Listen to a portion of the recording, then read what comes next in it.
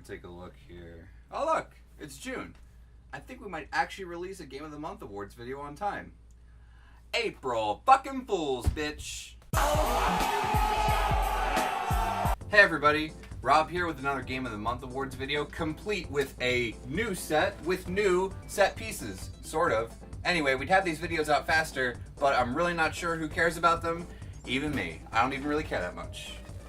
Anyway, fuck it. April games. Some are good, some are bad, some are okay. And we're gonna talk about it. Let's go.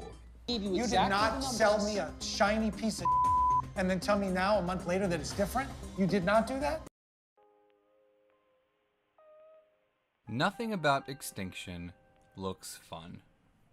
Nothing about Extinction looks interesting. I was browsing Metacritic for reviews of this game, and I think my man Eric B said it best. You play a nobody hero defending a bunch of nobody people from a whole mess of nobody monsters. This game looks good at points, but ultimately it looks like someone tried to make Shadow of the Colossus in Fortnite. Charge up your power, hit the guy in the ankle, hit the guy in the wrist. Also, all the people and the villains, which I guess are goblins or whatever, look so generic, you would think this game's a fucking asset flip. Maybe that's why it's $60 fucking dollars. Just play Shadow of the Colossus. They remastered it this year, you'll probably like that better.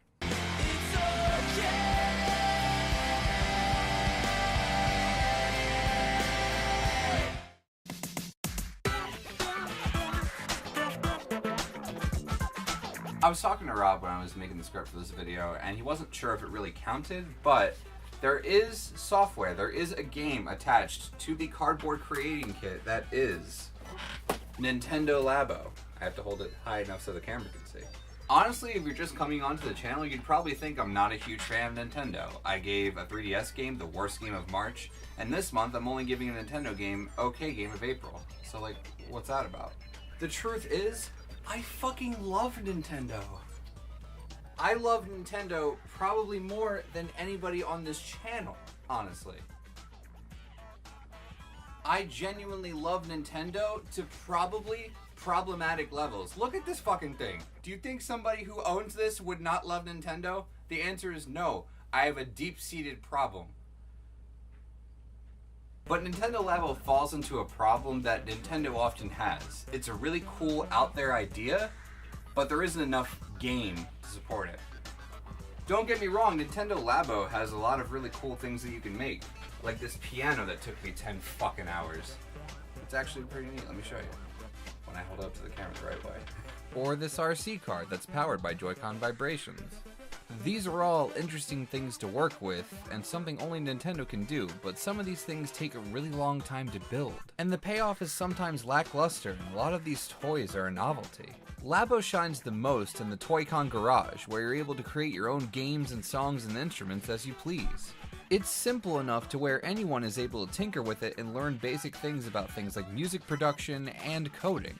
But the effort sometimes doesn't level out with the enjoyment or the payoff. So Nintendo Labo gets the award for OK Game of April. Yay!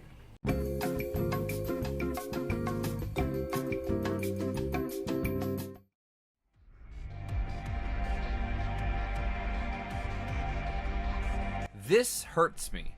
This physically pains me in my soul. I wanted Yakuza 6 to be the best game of April so bad. But there are some issues that I can't ignore. I'm a new fan of these games, and they sold me in the way that they have two extremes. Completely off the fucking wall, and dead-ass, stark serious. The Yakuza games bounce in between these moods very frequently, and it's always entertaining. You're beating the shit out of people with a sign. You're helping produce a movie. You're playing Virtua Fighter within the game. It has so much to do, and all of it is fun. But just like its huge leaps in mood, there is a huge difference between Yakuza 0 and Yakuza 6. Yakuza 6 has a grand total of 1 hour of cutscenes before the game starts that are completely unskippable, which is very, very tedious. In Yakuza 0, it kind of rode the line between cutscenes and gameplay. One minute you're meeting up with your homie, the next you're beating some drunk guys who are fighting that become friends after you beat them to a bloody pulp. In Yakuza 6, you're watching this extremely drawn-out plot point of girl who is very important and main character is gone. Main character sad. Go find her. Yakuza 0, in not even the first 20 minutes, I'm at a bar, doing karaoke, and it's once again completely hilarious.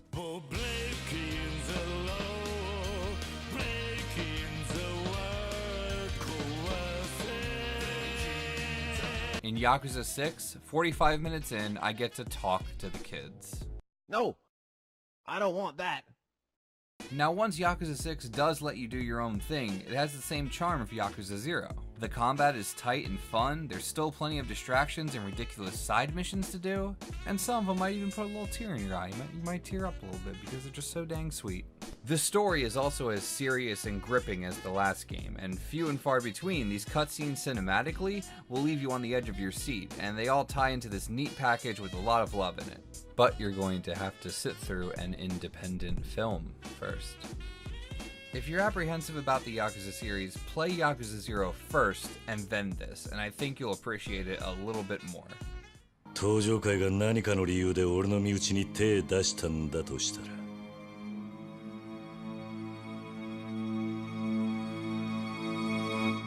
その時は容赦しねえ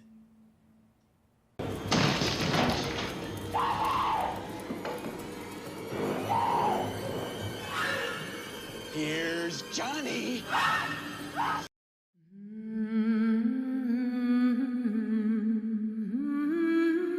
I think it says something that I knew God of War was going to be our best game after playing it for like 3 hours and not even having enough to go on to even make this part of the video.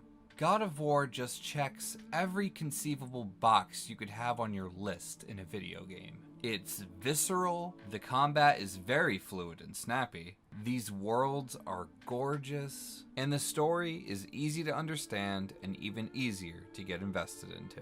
You got Kratos, a fallen god who trusts no one and finds no joy in fucking anything, and his son Atreus, a kid who's just trying to figure life out and being relentlessly optimistic to a point where it's annoying and adorable all at the same time. Catch my breath. But what if they can help us? That one seemed to know a little about the lake. And how does that help us with our goal? We won't know unless we ask. Kratos is no longer the guy destroying armies and making deals with gods for fun. He's a fucking dad.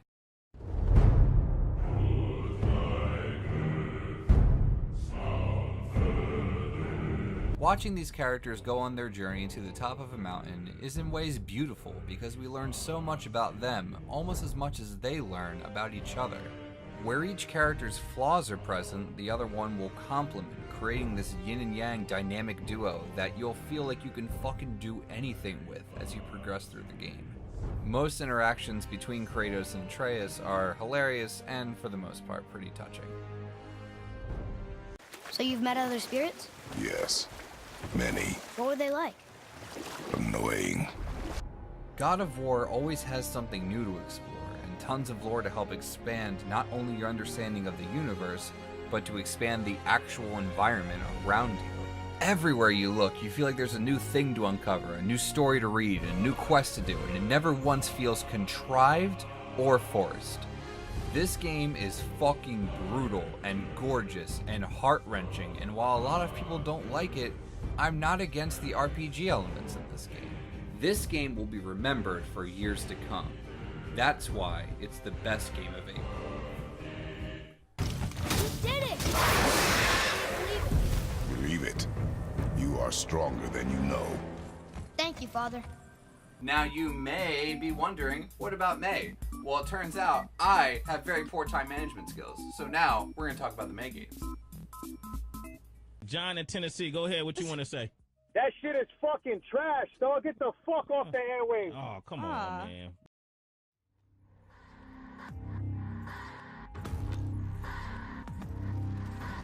I don't really get what I'm looking at here.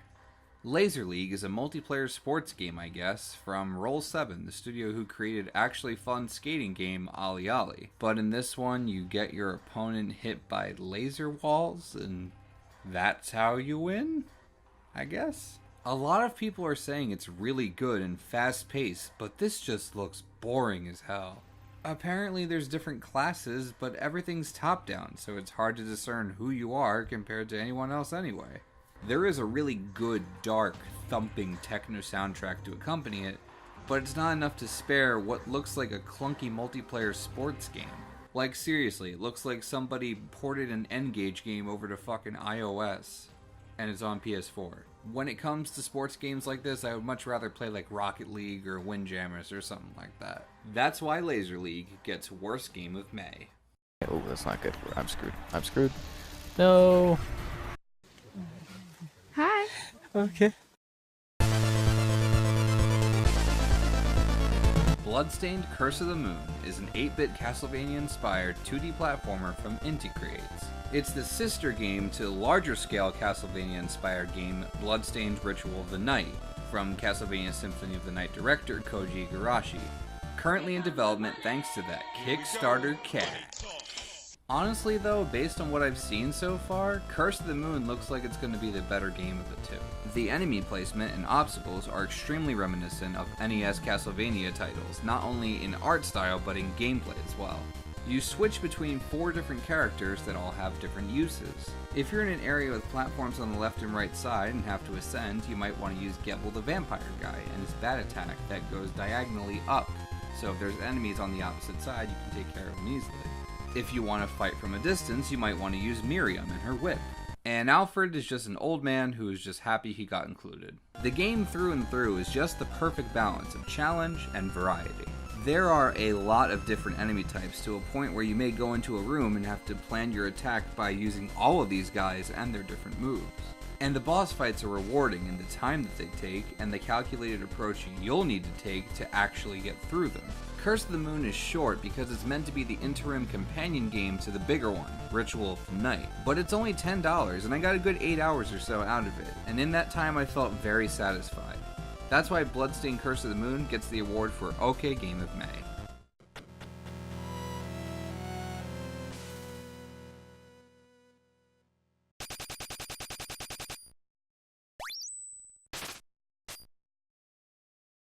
It's an awesome feeling. It's an awesome feeling when you truly believe that you're going to be successful.